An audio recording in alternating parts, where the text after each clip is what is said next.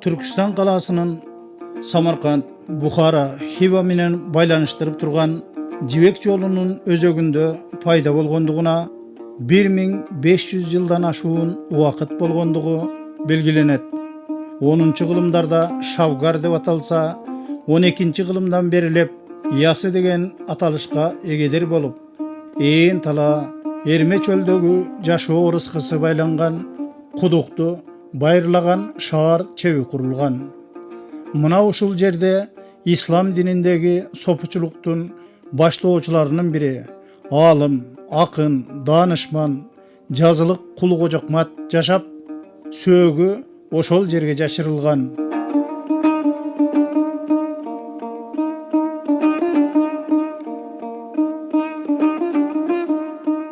Hazreti Sultan жазылык Кул Kocakmat babamızın gümbezine varıp ziyaret kılıp geleli. Niyetizge Kuday jettirsin dep baraytmamız ya. Murda bardınız bile? Bargan jok elem. Ema şu yerge ziyaret kılıp gelgenlerdi şu ekinci Mekke dep esepteydi Türkistanlıklar. Ben kişinemden ata-babalarım aytçılar şunday. Akma Canlık degen oliya çıkkan Salamelikten. Uşunun atı joğulup ketti. Kayakta kendin çoğayganda, ilimdi, bilimdi olganda izdep tap balam. Jaz degen ele. Akan izdep jirvandan Ahmet Jazlık emes, Ahmet Yasa ekeni taptım. Gümbezine gelip görüle gelem. Niyet kılıp gideyim, görüp Kur'an okur. Ata dua kılıp gideyim. Bilem gümbezde Temirlan Kul Kocakmat babamız ölgenden 200 yıldan keyin kurdurgan. Temirlan Persiyanı çağıp alışka jönögen eken. Oşonda şu gümbez kurgan jerde eski mürzejay var eken da. Ana baraytkanda bunun kengeşçisi Temirlan da aytat. Elibizdi, jeribizdi taşlap alıska ketip otabız. Daha bir düşmanlar çıkıp elibizdi çağıp kıyratıp ketsem ne oladı? Oylanış gerek. Degenden keyin Temirlan aytıptır. Emi attanıp algandan keyin attın başını tartış. Bolboyt da. Saparga çıkandan keyin. Saparga çıkandan keyin. Emi ne kılalı dep kayta kengeşçisinden suraganda mına uşul jerde köp adamların söögü jatat. Uşu yerge bir ziyaret kıla turgan jay kuralyk. Soğuk iş bolat de anan kengeşçisi aytadi eken da. Anam da kayta Temirlan. Bul jayda men apamın söögü koyulgan dedim. Meni kindik kanım uşu yerde tөгүлген eken dedi. Men apama estelik kurbaylı deydi de. Anan kengeşçisi aytadi. Senin apan estelik kurgan menen adamlar bir gün gelet, 2 gün gelet. Andan hiç kim gelmeye koyat. Bu yerde 3 akmatlı söögü jatat. Oşondan biröne kurala. Desek kaysı akmatka kuralı degende. Irç akmat var. Oşo ırç akmatlıkla kurgan bolsok gümbezde. Anın ırı elge tarap ketken. El bilet. Oşonda köp gelet sıyınırçılar. Hep makullaşıp anan keyin şu ırç akmatka kurgan eken da. Hırçakmat'ın ırlarından bir 4-5 saat aytpaysız ba? 9 ay 9 günde yerge düştüm. 9 saat kırılmasdan asman uçtum. Kök asmanda tize bөгüp ibadat kıldım. Oşol jerde daha jalgan aşık, jalgan soplardı görüp söktüm dep жазгандар var da. Bunu siz qayerden okudunuz da? Sultan kalıştırdı özünün hikmetlerinden oldu.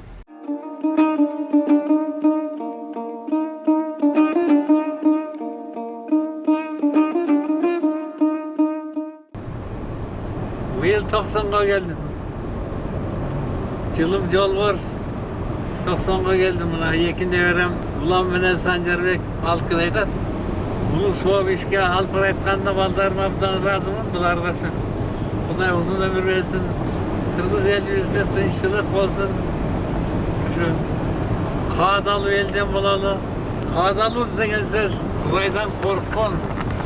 Yani Kuday yolunda yürüyen adamdı Kağdalı daydı. Patriot degen de Kırgızça otura almay yürüşmey mi? Patriot degen söz Kırgızça Kağdalı degen söz bular. Almazbek Atambayev prezident 100 yaş iş başladı. Bu yıl kıcıl tarih yazamadan yat yılı olsun der. Şu tarihlarda koz koyturgan yıl bugün. Bu yıl kıcıl. Köp nerseni açmaçı olağız bu yıl kıcılda.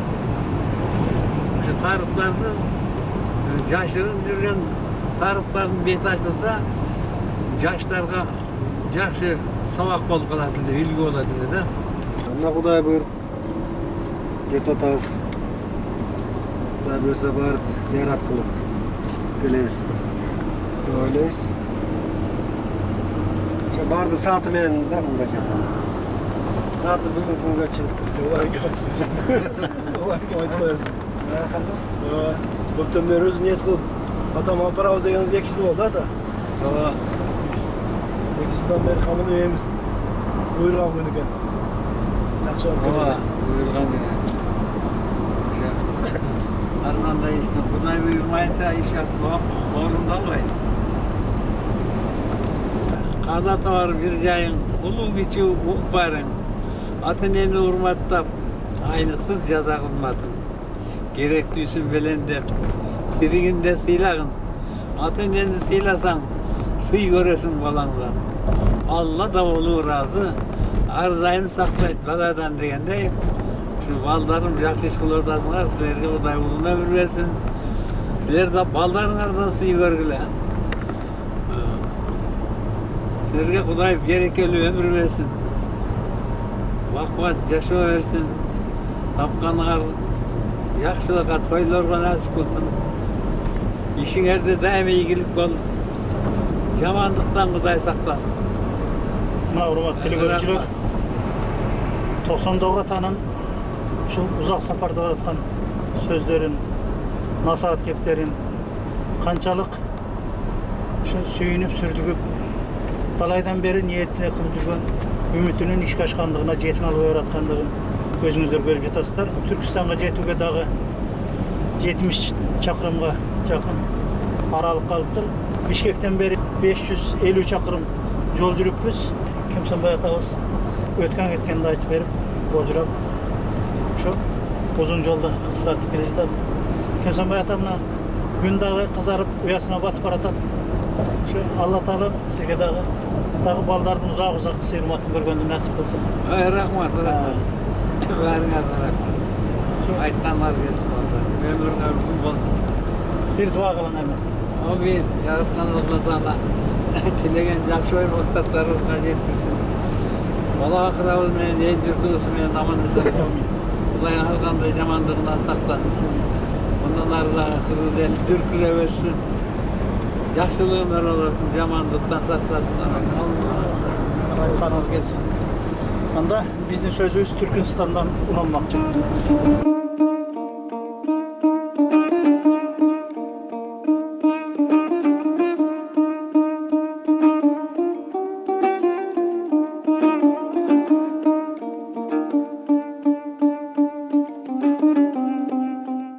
Аксак Темир 1396-1398 жылдары Яссауинин күмбөзүн кошуп мечит салдырган. Бул жалпы мусулман дүйнөсүнө Азирети Султандын күмбөзү деген ат менен даңазаланган тарыхый баалуулукка айланды. 16-18 кылымдарда Казак хандыгынын борбору болгон Азирети Султан мавзолейинин айланасында курулган шаардын негизги тарыхый бөлүгү жуңгарлар менен болгон айкаштарда талкаланган. 1968 жылдан баштап Түштүк Казакстан областынын курамына кирген 35 айыл, 12 айыл округу жана тарыхый кала жайгашкан бүгүнкү Түркстанда 235 миңден ашуун калк жашаса, анын 147 миңден ашууну байыркы кала тургундары. Кезегинде чаңы сапырылып, камгак тоголонгон учурдагы гүлдөгөн аймак 9400 квадрат километрди кучагына алат.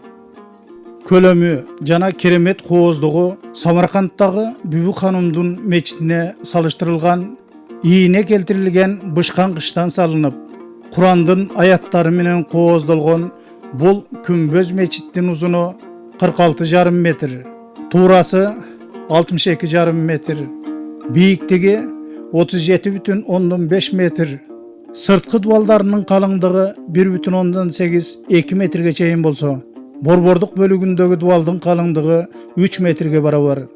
Борбордук бөлүгү 35тен ашык бөлмөнү бириктирип турган, ички диаметри 18,2 метрди түзгөн, түндүгү сакталып калган Борбордук Азиядагы жалгыз баалуулук. Түркістанға 17-сінде келген екен, жер үлүшүн алам деп.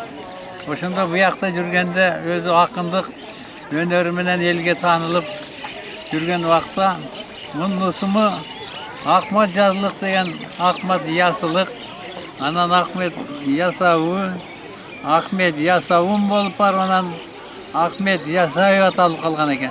Чыныгы аты Ахмат Жазылык. Өзгөн районунда, Жаз өрөөнүндө, Жаз суусунун боюнда, азыркы Саламелик деп аталган айылда туулган экен. Улуту кыргыз үй бүлөсүндө туулган. Анын атасы Ибраимдин ат жайлоосу, Карагат жайлоосу, Суук дөбөй жайлоосу, Жыргалсаз жайлоосу болгон экен, аны элдер айтып жүрөт. Ушул жайлоолорду атасы өткөн деп. Анан кийин өзүнүн кушталып жүргөн жерлери, куштун тилин билген. Ошон үчүн карчыганы куштагамын, шуңкар ылашын уштагамын, сансыз муруп баштаган шайгым Ахмат Жазылык деп өзү шайык болуп турганда көп сопуларды тарбиялап өстүргөнүн айтат. Көп муруп дегени. Ошол. Анан Жаз суунун шаарынан Жанат Кавкар парасы, машайыктар саласы, шайгым Ахмат Жазылыктар жазыда төрөлгөнүн аныктап айтып ырдап кеткен.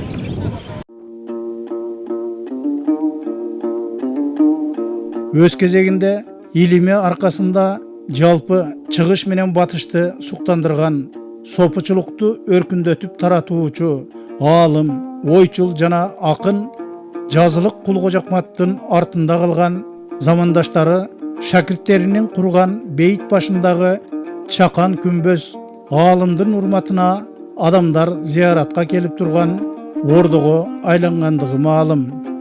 Илим издеген Ахмат ошол мезгилдеги илим ордосу болуп эсептелген Отурарда билим алып, аны өркүндөтүү үчүн Бухарадагы Юсуп Хамадани жетектеген сопулар коомуна аралашып, илимин өркүндөтөт. 1140 жылы Юсуп Хамадани, анын артынан 2 шакирти каза болгондон кийин сопучулук коомун жетектөө Жазылык Кулкожокматка жүктөлөт. Бирок көп өтпөй ал мартабалуу жетекчиликти таштап, кайрадан жазга келип, сопучулуктун артынан түшүп, бардык нерседен, байлык бийликтен алыстап, жакырчылыкта өмүр сүрөт. Илимдүүлүгүнүн, жол башчылыгынын таасиринен жергиликтүү калк аны атынан атабай Азирети Султан деген сый урматтуу ат менен аташкан. Анын көөнө түрк тилинде жазылган Дивани Хикмет деп аталган ырлар жыйнагы элге ынанымдуу, түшүнүктүү болгондугуна байланыштуу жалпы эл журтка тарап, ар бир эл өздөрүнүн табиятына ылайык чыгарма катары кабылдашып, колдон колго өтүп көчүрмөлөнгөн. Философиялык жана диний мистикалык мазмундагы чыгарманын өзөгүн адилеттүүлүк, актык, жакшылык, кайрымдуулук, мээримдүүлүккө чакырыктар түзүп, ач көздүк, кара ниеттик, дин безерлик, зұлымдықтарға қаршы бағытталған. Атағы ааламдың бір далай аймағын титіреткен Айтылу Ақсақ Темір Олияның ысымын қадырлап, 200 жылдан кейін кичине мазардың ордына ааламға даңазы болған күмбөздү тургуздурган. Бул тууралуу Айтылуу колбашчынын өмүр таржымалы жазылған Зафарнама жеңиш китебинин автору Шарафаддин Ал-Мазди өз эмгегинде растаган. Бир нече кылымдардан бери жалпы түрк ааламынын сыймыктуу борборуна айланган Кулгожокматтын түбөлүк турагы мусулманчылыктын алтын бешиги болуп келет.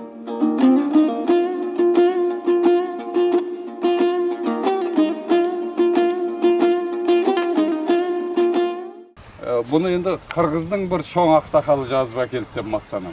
Бауырларыма. Өзүңүз бул жердин баласысыз ба? Мен өзім жалпы Қызылорданкымын. Қазір мынау Түркістанда жасап атам 20 жыл. Аты жөнүңүз ким? Аты жөнім Пахридин Садықов Шамшидулло. Өзүңүз Кыргызга күйөө боло экенсиз. Қырғызға күйеуімін. Қол өнер шеберімін. Кайсы уруудан болосуз? Мен мына кісінің 6 жас өзінен үлкен чоң байкесінің ұрпағымын. Ким деген? Садыр Шайық. Садыр Шайықтың. Садыр Шайықтан тарайды Тілеулі, Қойлақы деген аталар тарайды. Сол Қойлақы Тілеуліден келеді да, мына кісінің бауырлары ғой бәрі. Тілеуліден біз тараймыз. Бес атақ қорғандық дейді. Бес атақ қорғандықта Қауғандық, Оқшатайлық, Бұрқан Шайық, Қара Шайық, Үшен Шайық деген болады. Сол Үшен Шайықтан бес ата тарап атсақ, соның Оқшатайлығы болам. Жалпы менің атамды танисыздар, қазақ халқының ақыны Манап Көкен. Ақын. Әкем де ақын. Ким әкеңіздің аты? Әкем аты Шамшидин. Шамшидин. Ал нағаш атам аты Манап Көкен ақын. Әкем де ақын. Бұл сіз Санжираны жақсы білген жігіт екенсіз, Фахридин. Бұл қазақ бауырдаштар Қырғыз атаға қаншада барып қосылады? Енді өзіңіз бұағы Шакерім атаны аттап өтпей айтқаныңызда. Енді жақында бір қырғыздың ақынының қазаққа кішкене ренжіген жерін оқыдым да, телефонда жүр қазір. Бірақ енді Шәкәрімнің айтуымен келтіретін жерден тоқтай салуымыз керек. Өйткені бізді бөліп алды, шайнай бер деп кезінде қара қырғыз, қазақ қырғыз өстіп бөліп бізді екіге апарып қойды. Ал енді қырғыздардың түбі мынау жаңағы Кавказдықтардан айналып келеді, Алтайдан бүйтіп келеді. Ал енді burada бөлетін, жаратын ештеңе жоқ. Сол Шәкәрім не десе, соған көнуіміз керек. Ал бір нәрсе болса, қырғыз қазақ бірігіп көнуіміз керек. Басқа не аламыз? Алла берекесін берсін, Алла, бір айтқаныңыз келсін. Бір кішкентай бір өкпе наз болса, оны өшіруге, алған болса басын кешіруге, қарамасын қазақ қырғыз бір-біріне тесілуге. Ақылым амандық болсын, жасай берек бір-бірімізді өсіруге, әмін Аллах. Міне менің байлығым. Салам айтыңыз барды. Жақсы, амандықтар.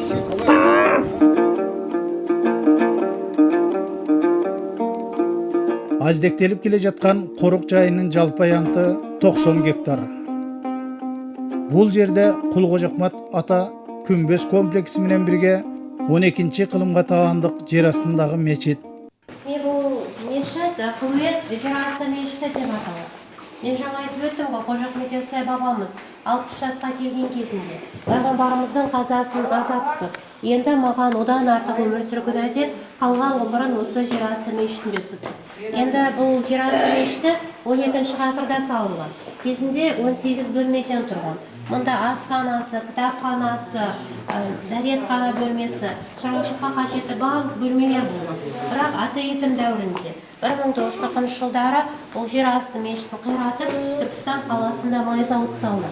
Кірпіштердің барлығын сол зауыттың құрылысына жұмсап жүр. Кейіннен 40 жыл өткеннен кейін 1982 жылдары бұл жер асты мешіті қалпына келтіріледі. Өкінішке орай тек 3 бөлмесі ғана. Ол осы жамағатхана бөлмесі, мешіт пен дәретхана бөлмелері. Енді бұл жамағатхана бөлмесінде кезінде Қожа Ахмет Яссауи бабамыздың өзі шәкірттері жиналып, түрлі діни тұрғыдағы мәжілістер өткізілген. Және де осы бөлмеде бабамыздың шәкірттері Алланы еске алып, Алланы мадақтап зікір айтқан. Бөлменің шаңырағын көтеріп тұрған 27 бағанасы бар. Бөлмені айналдыра Алланың 99 көркем есімдері. Яғни Ар-Рахманудан басталып, Ас-Сабуру мейіріміне аяқталып. Алланың 99 көркем есімдері жазылған. Және де 99 ісім. Балаларымыздағы осы Құлует жерасты мешітінің макеті.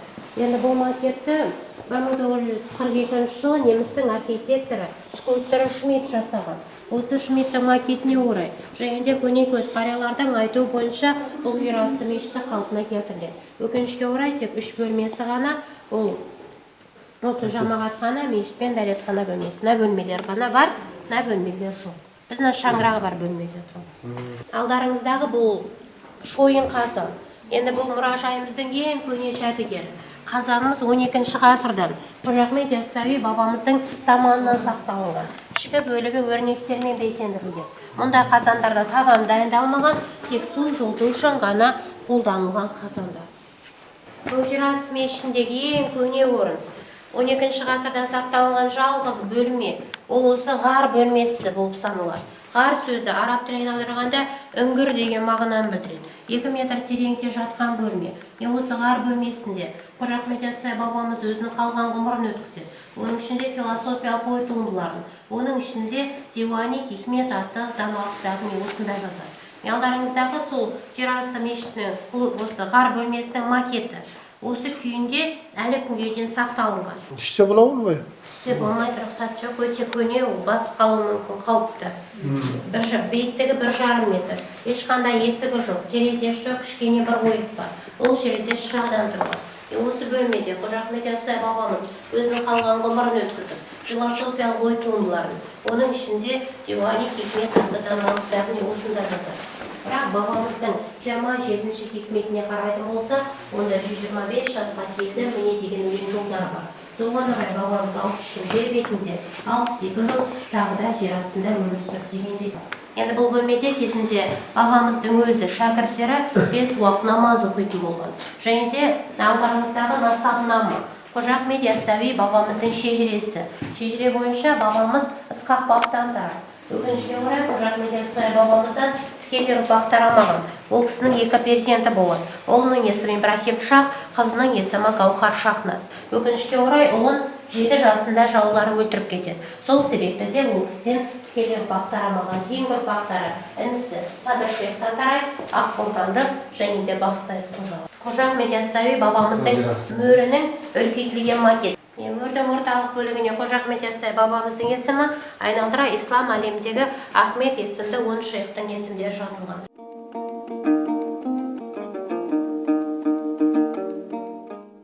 Он 14-16 ғылымдарға тағандық 8 қырдуу күмбөз.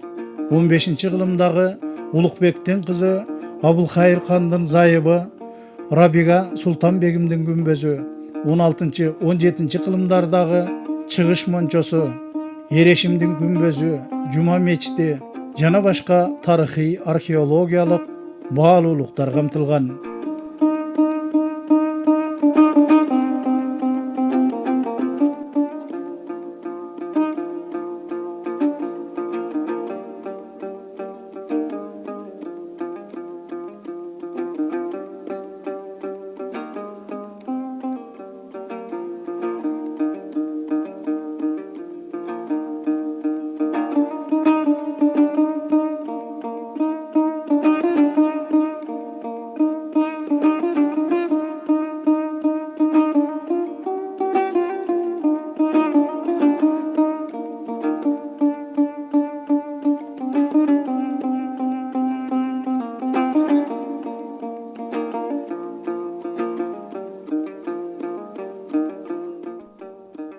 Otuz beş bölmөнү 8 өткөл аркылуу бириктирип турган чоң бөлмөнүн ортосунда диаметри 2,45 метрди түзгөн, салмагы 2 тоннадан ашык 7 түрлүү металдан жасалган казан тургандыктан ал жайды казандуу бөлмө деп аташат экен. Жазуулары Кур'ан Каримдин касиетті сүресі, яғни 9-шы сүресінен үзілді. 19-шы аяты келтірілген. Оған жауап ретінде пайғамбарымыздың хадис жалғасы.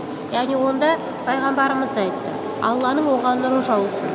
Кімде-кім Алла жолына арнап құдық немесе су ішетін орын орнатса, Алла оған жәннаттан хауыз орнатады деген сөздер жазылған.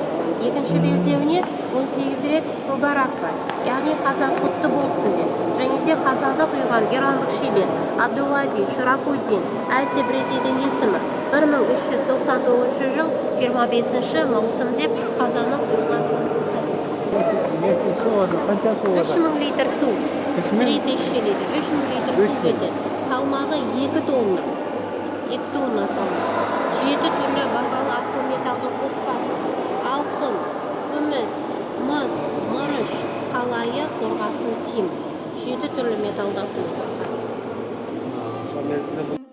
Андан сырткары чоң Аксарай, Кичи Аксарай, Кудуккана, Китепкана, Ашкана, Көркана, Мечит деген аталыштагы бөлмөлөр бар.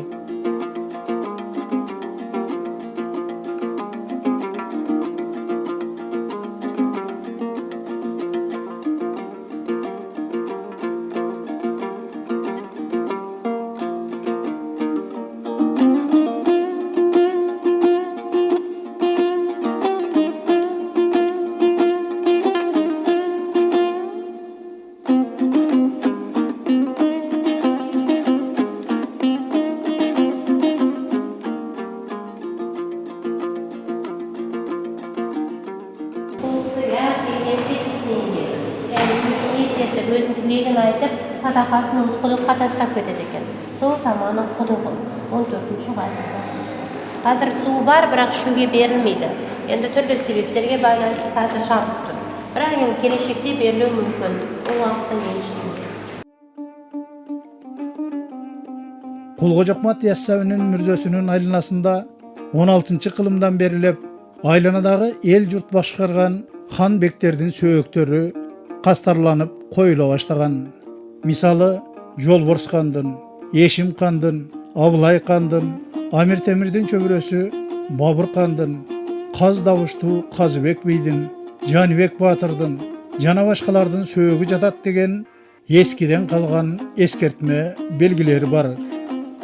Аталарынан калган Таберик Насааттын изи менен Кулгожокмат атанын кыргыз экендигин, анын жазыда төрөлүп, балалыгы Кара Шорону этектеп өрөөнгө жайылган Жазы дарыясынын жээгинде калгандыгын, Кулгожокматка пайгамбарыбыздын аманат курмасын берген Арстанбап атанын сөөгү Көктөндү ата мазарында жаткандыгын далилдөөгө аракет жасап келе жаткан Кимсанбай ажы Абдыразак уулунун аракетин сыноо менен карабай, кайсы бир тереңдеги чындыкка шынаа катары карасак, нечен кылымдар бою бир ураанга моюн сунган насилдеш, көчмөн дүйнөнүн көк жалдарына орток сыймык болгон улуу инсандын атына эч кандай көлөкө түшпөйт деген ойду кошумчалай кетким келет.